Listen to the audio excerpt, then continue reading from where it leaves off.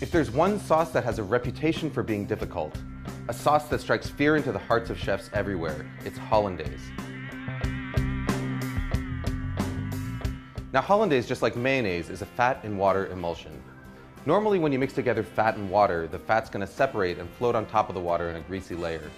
But the key to a successful emulsion is to break that fat up into droplets so tiny that they stay evenly dispersed, causing the liquid to thicken and turn opaque.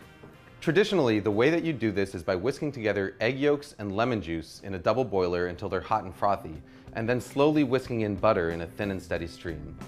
As you whisk, the butter breaks into minute droplets, while the egg yolk acts as an emulsifier, helping to keep those droplets evenly dispersed and thickening the sauce.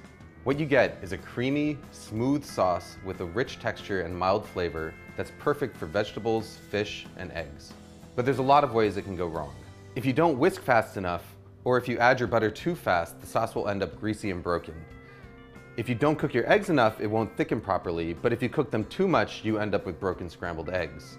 The fact of the matter is, if you want to learn how to do it the traditional way, the road to perfect Hollandaise is paved in broken sauces. But here's the good news.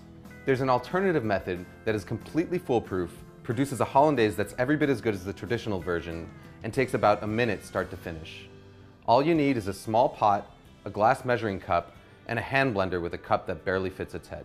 We start by combining an egg yolk, a teaspoon of water, a teaspoon of lemon juice, and a pinch of salt in the bottom of a blender cup. Next, we melt a stick of butter on the stovetop until it's completely hot and bubbling. It should register about 220 degrees Fahrenheit with an instant read thermometer. Pour that butter into a glass measuring cup. Now all we've got to do is stick the hand blender into the cup, start it running, and then slowly drizzle in our butter.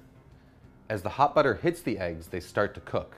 By the time you've added all of your butter, about 30 seconds later, the eggs are fully cooked and you've got a smooth, creamy, hot Hollandaise sauce that is completely indistinguishable from one made using the traditional whisking method. Hollandaise is at its best right when you make it, but if you want to store it, your best bet is to keep it in a small, lidded pot in a warm spot somewhere near your stove.